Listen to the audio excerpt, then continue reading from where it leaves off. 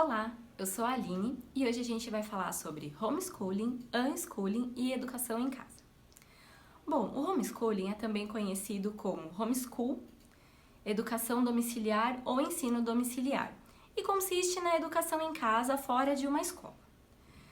A responsabilidade do ensino é dos pais ou responsáveis que optaram por educar as crianças, os adolescentes ou os jovens em casa. Eles podem eles mesmos ensinar ou eles podem contratar professores ou ainda uma consultoria para estruturar aquilo que eles devem ensinar. O homeschooling adota materiais didáticos prontos, então alguns materiais que são utilizados nas escolas, outros que são adaptados para o homeschooling, mas ele utiliza materiais didáticos. E a metodologia de ensino é aquela que for mais adequada para o estudante, que pode ser um filme, um jogo ou algo do tipo. Bom, o unschooling, por outro lado, ele também é conhecido como desescolarização. E para aqueles que adotam essa modalidade de ensino, ela é uma alternativa ao sistema escolarizado e tudo que vem com ele.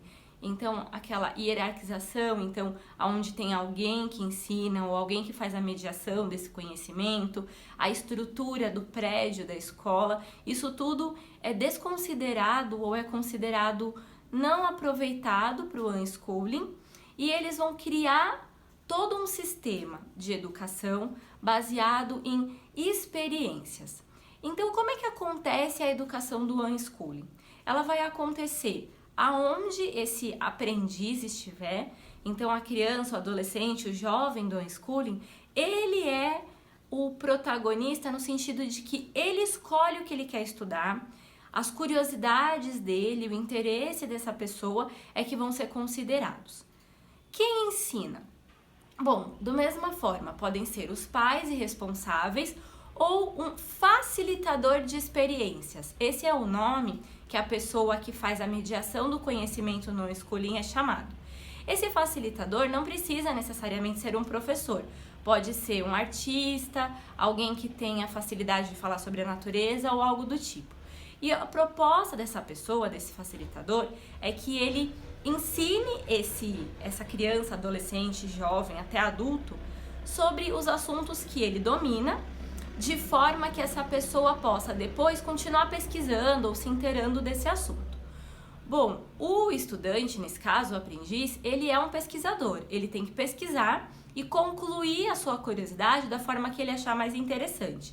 Por isso, nessa modalidade de ensino, não existe material didático. Então, pode ser que um livro apareça, pode ser que exercícios apareçam, desde que o aprendiz ou estudante deseje fazer isso. Então, ele vai buscar ou em um facilitador ou nas vias que ele tem acesso, internet, livros, e ele vai encontrar a melhor forma de aprender. Bom, essa modalidade de ensino, ela é muito popular em alguns países e aqui no Brasil ela tem crescido. O homeschooling já é bastante adotado aqui no Brasil e a gente hoje tem legislação para falar disso, né? Como que funciona essa legislação? Em 2018, o STF, falando sobre alguns casos de famílias que já educavam em casa e que tinham processos acontecendo em vários estados do Brasil, decidiu que não ia autorizar esses casos, mas ele fez algumas pontuações bastante importantes.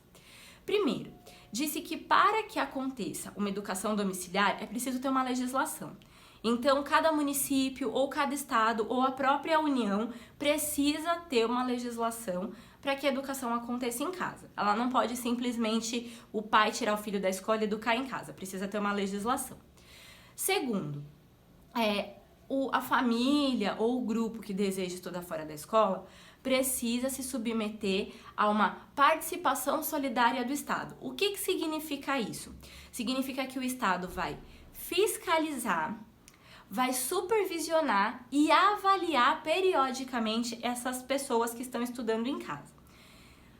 Além disso, também é preciso que esses estudantes estudem dos 4 aos 17 anos. É preciso ser respeitado esse período de estudo que acontece na escola. Então, geralmente a criança entra na primeira série com 4, 5, 6 anos e aí até os 17 ou 18 anos ela conclui o ensino médio.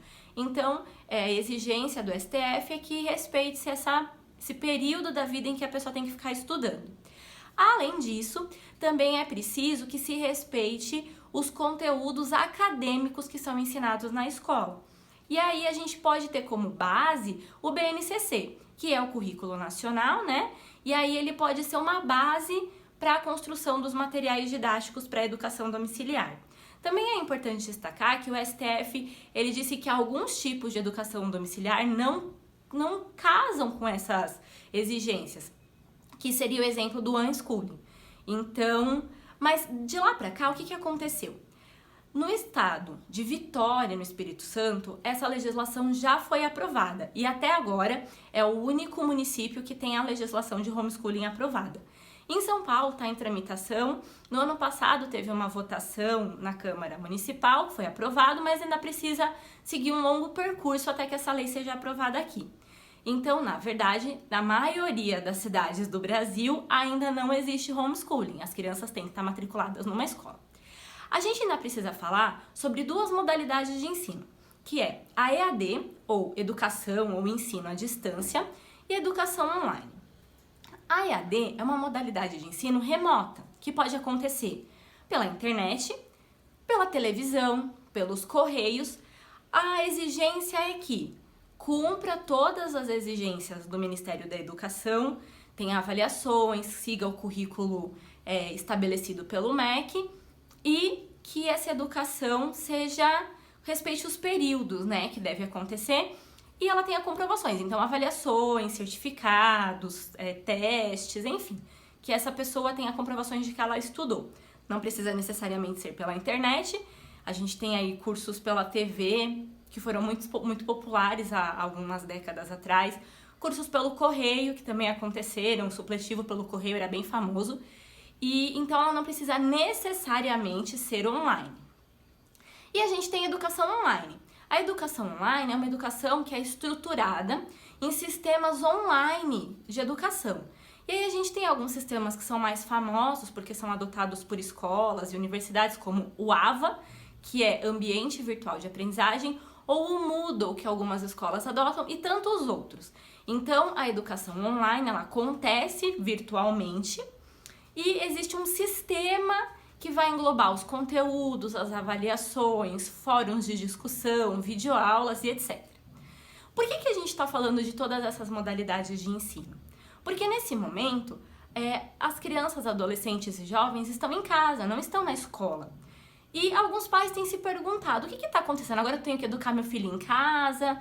Como que funciona? Bom, o que a gente está vivendo é um modelo de adaptação. A gente não está vivendo homeschooling, nem unschooling, nem EAD, nem educação online. É uma adaptação.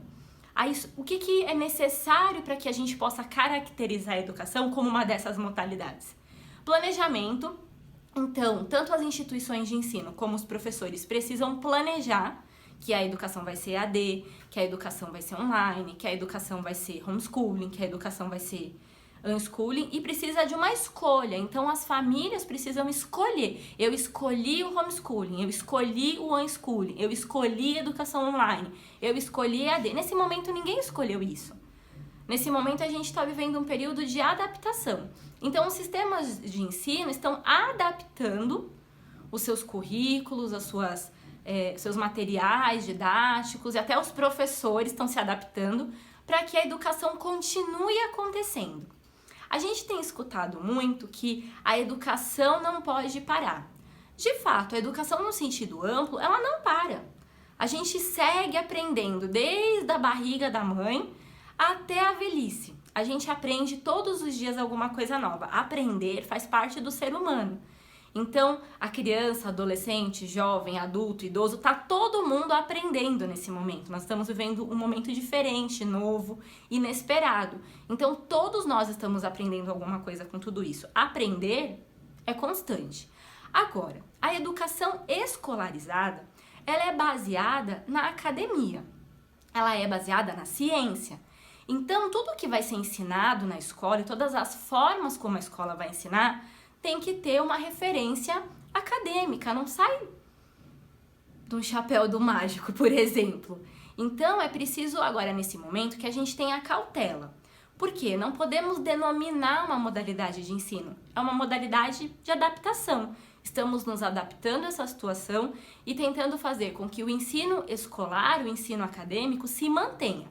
Então, a gente precisa respeitar os tempos das pessoas, porque crianças, adolescentes e jovens vão ter relações diferentes com a aprendizagem nesse momento. Respeitar também esse momento dos professores, das escolas. Pode ser que não seja o ideal e muitas vezes não vai ser, mas a gente se respeitando, a gente pode se ajudar para encontrar melhores maneiras de fazer com que a educação escolarizada chegue a todos. Bom, espero que esse vídeo tenha ajudado. Se você gostou, curte aqui. Tchau!